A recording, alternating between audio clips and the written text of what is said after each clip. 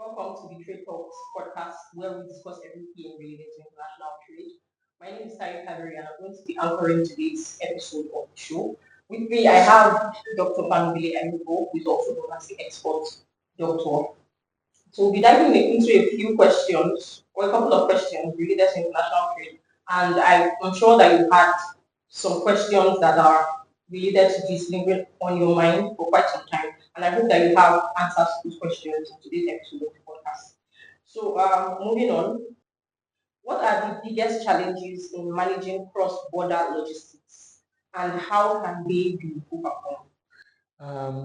When you talk about cross-border logistics, it will be good to be specific, and the reason is because you can move by rail, you can move by road, you can move by air, you can move by sea. So when you talk about cross-border logistics, it's good to situate it around which mode of shipment. In fact, you can move by pipeline if you are moving liquid products. So can you be more specific? Which mode of shipment are you looking at when you're talking about cross-border logistics? Okay, I think we should concentrate on by sea. By sea.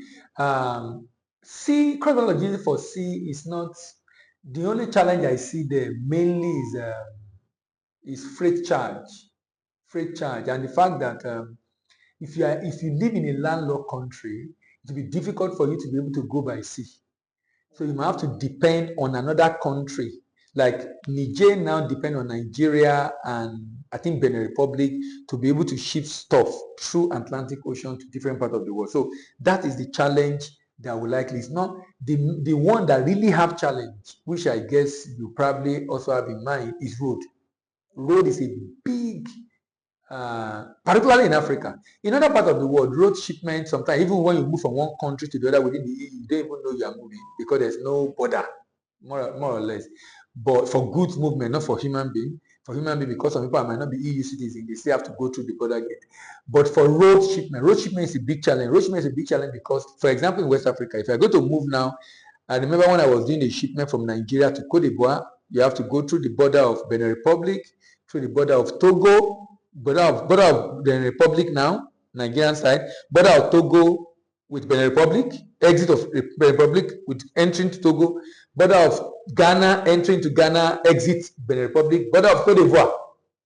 Now, each of those border you're crossing have all their issues. Documentation issue, fees you have to pay, even though some of those fees are supposed to be paid because you're supposed to be within ECOWAS. So moving by road can be very, very challenging because of the border posts and of course because of corruption at the borders within the African continent. So if you are going to be doing shipment within that space, what is critical that you must do is to ensure that you are working with a freight forwarder that knows the route. That means a freight forwarder that have a truck that is registered, known by the custom for moving across that route, paying the requisite fees and having the right documentation so that when he leave Nigeria, he's sure that he will get to the destination with minimal issue on the road because they are used to that road. So engaging an experienced freight forwarder will be able to help to solve that problem. But if I'm doing by air, by air is a lot easier. By sea is a lot easier because you are going to move from point A to point B. You're not going to cross those borders. But if you are going by road, you're going to cross those borders. So the major challenge is borders. Is the borders, the corruption at the border, documentation at the border, clearing at the border, and a lot of issues at the border are the major challenge that people face when you're crossing, when you're doing cross-border shipment, particularly if you're going by road. And that's peculiar to Africa, like I said, for EU and some other countries that have been able to create, because and that's the challenge in Africa, because we've not solved this problem of, we don't see ourselves as being one in Africa. Maybe because we have different currency, different language, different things. It's really affecting us because, and it's like we are indirectly hindering trade among ourselves, because when you put those bottlenecks in place, even when the oga at the top, otherwise called the president, already is a signatory to an agreement, in West Africa, the people at the border sometimes will just give you unnecessary issues because you need to pay. Sometimes you're not supposed to pay duty, they will insist you have to pay those duties. That is it. So what AFCFTA has done now is to create a mechanism where driver from that point can report, and then it can go to AFCFTA office in Ghana, from there to the head presidency of that country, or to the AFCFTA coordinating office of that country, and down back to the border post. So that is being solved because it's a problem really that is a challenge for within the African context. So that always take time. it's going to take time, but it's still not better to resolve than to come back to Nigeria or not allow you to enter. So you see better. Is it better you? It will take time, no doubt, but it's still better. But if you're going by road, by sea, no issue. Because he's going to leave, if I'm leaving from Nigeria to Ghana, he's going to leave from Nigeria, he's going to go get to Accra or Porto Novo or any port in Africa, and he's going to land in that port, and I'm going to only clear in that port. I'm not going to be clearing at different points the way I would have done if I'm doing if I'm going by road. Yeah. Can you shed some light on what incoterms are and how important they are to international trade? You know, this is a very important question. The reason is because there is this challenge of understanding among a lot of traders about incoterms. Let me give you an example. You see, someone will say, I'm shipping and my shipment is FOB. And what it means is that because it's FOB, they will pay me when the good is on the ship. But what FOB means is entirely different from that. Incoterm is an international commercial term that separates transaction cost and risk between buyer and seller in an international trade transaction. Incoterm is an international commercial term. The word Incoterms, international commercial terms. International commercial term. That's the acronym that forms Incoterms. International commercial term that separate transaction cost and risk between buyer and seller in international trade transaction. What that means is that if I'm shipping to Ghana, I'm going to move from Nigeria to Ghana. Let's say I'm moving from Nigeria, I'm moving from port of loading Nigeria, port of destination somewhere in Ghana. Let's say I'm going to Accra in Ghana, or I'm trying to remember the name of the port in Ghana now, or I'm going to Abidjan, or I'm going to Porto Novo in Togo. What happened is I'm going to Benin. My risk ends, the Incoterm define where my risk and cost end. So currently we are doing a shipment to UK, and we are shipping a container load of products to UK, and we are doing CFR. Incoterm CFR means that my risk ends when the good is on board the vessel in Nigeria, but my cost ends when the good arrive at destination. So even though my risk ends in Nigeria, I'm bearing the cost of shipment to destination. So Incoterms separate transaction cost and risk between buyer and seller in international trade transaction. That means as a seller, I know my risk end there, that means yours start there. I know my cost end there, that means your cost start there. That means you know the cost you will incur, I know the cost I will incur, you know the risk you incur. When you know the risk you incur, you know if you are doing insurance, you know where your insurance starts from. If I'm doing cost, if you are bearing the cost, you know where your costs are from. That means you can easily calculate what your costs are. That means you can know how you can arrive at your profit. So basically, Incoterm helped me in terms of logistics to know what is the cost of moving this destination to me. What is the cost of moving destination to you? That way we can both be able to do a calculation that helps us to negotiate appropriately, such that at the end of the day, we know who is bearing the cost, we know who is doing documentation for shipment, we know who is doing the insurance, we know who is doing everything that has to do with moving the good from point A to point B, from loading to destination. We know who is bearing the cost and risk of the goods, and we will provide the requisite documentation at every point in time. That means even if anything happens in transit, for example, shipping from Nigeria to China, the vessel capsized in Indian Ocean. Who has lost money? Incoterm tells us who has lost money. Incoterm let us know that buyer is the one that lost money, whoever is carrying risk at that time. Whoever is carrying risk is the one that has insurable interest in the goods, is the one to do the insurance. Because if they are carrying risk, means you are the one carrying the risk. Let me give an example. In import in Nigeria, Nigeria insists that if I'm importing, I must do CFR. CFR means that the exporter from China is the one that will bear the cost of shipment to Nigeria, but his risk ends when the good is on board the vessel in Shanghai in China. That means Nigerian importer is the one bearing the risk of the good from China to Nigeria. That means the Nigerian importer is the one to do insurance. So Nigerian import regulation says if I'm importing, I must do insurance, and I must do that insurance in Nigeria. So one of the documents required for me to declare my intention to import in Nigeria, alongside with the application comfort from M, is an insurance. An insurance must be done locally with an insurance company locally. Okay. And I wanted to ask, what role does insurance play? Yes. So now, Incoterm will tell us who is bearing the risk. Whoever is bearing the risk is expected to be the one to pay for insurance. Expected. Now, In some Incoterms, like CIF, even though importer is the one bearing the risk, the Incoterm says exporter is to pay the insurance. Who is bearing the risk? Importer. Who is paying the insurance? Exporter. So the exporter is insuring on behalf of the importer. That means the first loss payee of that insurance will be who? The importer. Because the importer is the one that can go and claim, is the one that have insurable interest. Even though the Incoterm says exporter is the one to pay. So exporter is paying for insurance, importer is the one claiming the insurance. That means on that insurance, the person that the insurance addressed to as the person who can claim will be the importer. And if the importer is taking a loan from the bank, it will be the importer's bank. Okay. How can businesses build a reliable network of international partners and suppliers? International partners and suppliers. Now, first of all, the beauty, I always think of how international trade was done, how effective it was before internet. Because quite frankly, internet have solved so much problem, such that, and then I begin to ask that, before internet got to where it is today, I'm imagining how much and how long it takes to consummate a trade transaction because of, you have to sign the paper, you might have to send the courier. That means I will sign courier to you, sign and send my copy back to you. Do you understand? The negotiation back and forth. Unless both of us have phone to be able to call, maybe we have to use physical mail. I mean, the time it takes to consummate to even get to the point of signing agreement. But answering your question, with technology, there is a solution to that already, using the internet. So for example, I can join a network of traders of a particular product online. I can join them on Facebook, I can join them on LinkedIn, I can join them on different B2B platforms.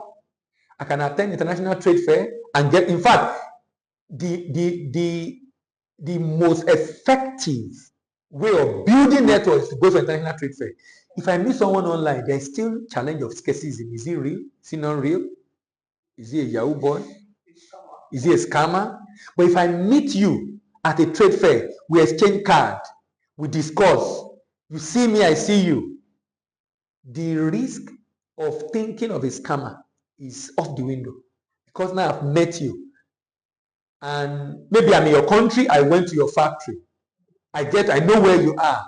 So that physical meeting created by a trade fair, international trade fair, has significantly reduced to a very, very large extent the chance of the risk that I perceive as a buyer or seller in doing business with you. So one of the ways is either I join online network, or I visit the country physically, or I join B2B platforms where I'll be able to meet individuals, or professional organizations where I meet individuals who have similar interests as I have as far as that particular area of business is concerned.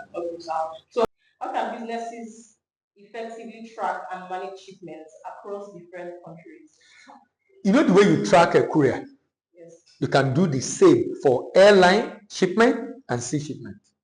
So if I'm shipping by air, if I'm shipping by courier, I will have courier number. If I'm shipping by air, I will have airway bill number. If I'm shipping by sea, I will have bill of lading number. All of them can be used to track the good in transit. And this is a very important question, because if I'm a banker and I'm funding your transaction,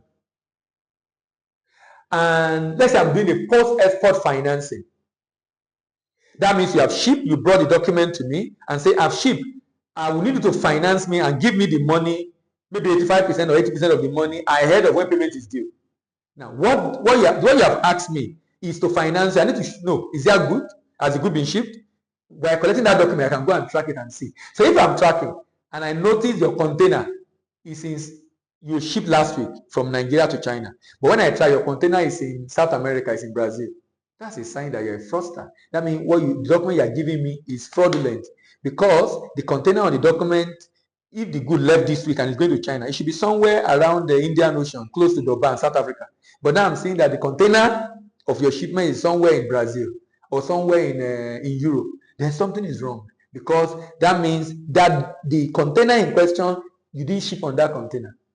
So I can track the vessel, I can track the shipment, I can track the container to know where exactly that container is anywhere in the world. So there are that technology exists and platform doing that already exists. Either I'm shipping by road, I'm shipping by rail, I'm shipping by air, I'm shipping by sea, I'm shipping by courier. Now for road and rail, that is not common yet, but probably in Europe for some large logistic company, they might be able to have that. But for now, I'm not sure of that, if it's existent in West Africa or in Africa. But there are no ways to track by road. You call the owner of the truck. So you call the owner of the truck. No. Now, if it's an oil firm who ply the road regularly, the owner of the truck know how to get them, because they will definitely have a number that they know. Maybe roam the number on the road, and some truck can have tracker. Okay. So you can put tracker on it, and in the office, the logistic company can say, okay, it's already kind of, because you can see the way it's moving. So a tracker on it can help, and so I'm sure it can be tracked. Only that now you won't be able to do it yourself. You might have to rely on logistic company to track and be able to know where the truck is. Okay, sir. So what are the key difference? I know you already mentioned things around different Types of what? Moving goods. Okay. But I want to ask you, okay, what are the key differences between shipping by air, sea, and land, and how should businesses choose the right method? Interesting question. What are the key differences? Of course, now it now depends on if I'm doing a bulky shipment that is not of high value. What I mean is not a very expensive product and it's bulky. Sea is better, most efficient. If I'm shipping an item that is expensive and time bound or is perishable, I'm better off by air. If I'm shipping to a country that is landlocked, I'm better by road or by rail. And you don't have like a functioning rail system. Then road will be the road. I mean, road will be the only option available. Or I will ship by air into that country and ship by road to the destination. Some people do that. Now, this is where working with a good freight forwarder comes. Freight forwarder have a station around the world. And if you're working with a very good freight forwarder, they have a way of connecting themselves such that if I start from Nigeria, they already book the truck that will take it from the next one, or the truck just moves straight to the destination. So the volume you are shipping, the value, the timeliness or perishability of the goods, the speed of delivery you desire, all the and the nature of the product. Because if I'm shipping a perishable, I can actually ship. If I'm shipping a perishable and it's large volume, I can actually ship by sea. It will take time, but it's not time bound. Now, anything you are shipping that is time bound, definitely must go by air. If it's time bound. What if it's really large? Some people do it. Look, if it's time bound and it's important it gets there at that time, whoever wants it at that time must be ready to pay for it. It's just like exporting snail to the UK. If you want to eat snail in the UK, you must be ready to pay because it has to come by air. So there are some things that must go by air. Because people that buy attach a premium to it, they are also willing to pay. It's just like flour. Flour is leaving Kenya and East Africa every time going to Europe. And they go by air. Flour. Fresh flour. Rose flour. Okay. Rose flour. They don't make rose. No, there are better ones. There are better ones in Africa. Oh wow, I never knew. Going to Europe every day. In fact, between January and February, around that kind Valentine, plenty. And this guy make a lot of money.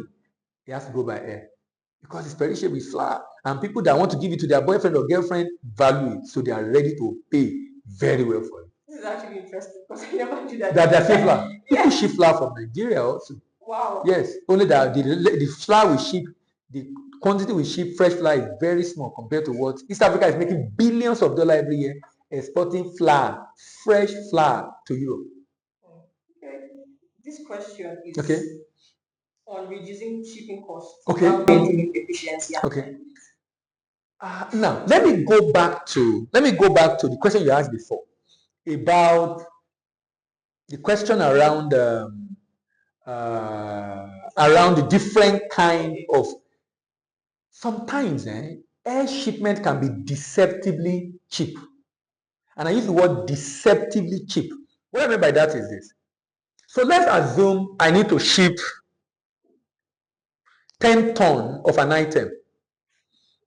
If I ship it by sea, this 10 tons of an item, if I ship it by sea, it will take me 3 months to consummate the transaction. If I ship it by sea. If I ship it by air, I can ship 2 tons by air. And I can ship it every week. 2 tons I can ship it every week. If I ship 2 tons by air every week, if I ship it by sea, 10 tons, I can make a profit of about 30%. If I ship by air, by sea, 30%. If I ship by air, because of the cost of shipment, I'll make 10%. 2 tons, 10%. But I'll get there in a week. Now, if I and they'll pay me pay me cash against document, a sight of document. That means they'll pay almost immediately. So if I ship week 1, 2 tons, week 2, 2 tons, week 3, 2 tons, week 4, 2 tons, I've done 8 tons 1 week. In 3 months, sorry, in 1 month. In 3 months, I will do 24 tons. 24 tons. And I'm making how much? 10%. That means I will have shipped times 2 of what is going by sea in 2 months or in 3 months, and I will make and each time I ship, I'm making 10%, 10%, 10%. I will make 20%, 30%, 40%. In fact, I will have made 40% in 1 month. Although I will have shipped 4 times, that means I will meet more demand in the market. But I'll make 40%. That means the idea is this. Within a particular period, if I look at it, I will make in 3 months, I will make 120%. I will have done 12 shipments. That means I will satisfy more demand in the market. I'm making little profit per shipment, but in the long run, I do more turnover, I make more shipment. Do you understand? So that's why I said it's deceptively cheap. What I said that to answer your question about managing cost. So if it's such that your shipment is such that you can do it regularly, there is a lot of demand, and you will still make profit if you ship by air. Maybe you should ship by air, because if the airline know you are going to be shipping regularly by air, they can also give you a good discount. And then you are shipping large volume, they can give a good discount. Now, to reduce the cost of shipping by sea, something happened to me recently. We normally will do a shipment to UK, and we will pay about 1,600 euro. 1,600 euro. But we've done it consistently for some years. At least, let's say we've done it consistently in the last 2 years. So we now approach the shipping line and say, look, you need to give us a better rate. Now, why are you giving us this rate? Because we have been consistent and we hope to become consistent. Do you know we cut off more than half of the price? Because of consistency of shipment and the fact that we went to negotiate. Because even if we are consistent and we didn't go to negotiate, we will not get it. So it's important that exporters know that I can negotiate the price, but I need to demonstrate I will do more volume, number 1. Number 2, I will be consistent and I will use you alone. And sometimes my buyer, if my buyer is a large importer, he can negotiate for me. If my volume is small, but my buyer import from other country from the same shipping line, he can negotiate for me. But if my volume is large, I can negotiate myself. And they will give me a contract number that covers that negotiation and a timeline within which that contract expires. If I'm able to ship within that period, I can negotiate another one. So by negotiating the freight, and you can do this with the shipping line, it's not just a game of volume. With airline, with shipping line, even by road, I can do this. So it's good you understand. And then you can also negotiate demurrage free period upon arrival, particularly for sea. Demurrage is the fee paid for the usage of container beyond the free period while the container is in custody of shipping line. So I can negotiate the demurrage free period. I can tell them that, look, I need you to give me 14 days demurrage free. That means if my good arrive and there is a delay, I will not pay demurrage for 14 days, within which I will have cleared. And even though there's a delay, I will clear without paying any extra. And they will do this for you as long as you are a regular customer and you ship with them. Okay, thank you so much for joining today's episode of the show. We do hope that you've taken out 1 or 2 answers to your questions. And we look forward to having you on our subsequent episodes of the Trade Talk podcast. And like I said also at the last program, we've discussed a lot today about supply chain management in import-export business. And I'm definitely, people who have one or two questions, don't forget to drop the question right there in the comment section and we'll definitely get back to you. Bye for now. Bye-bye.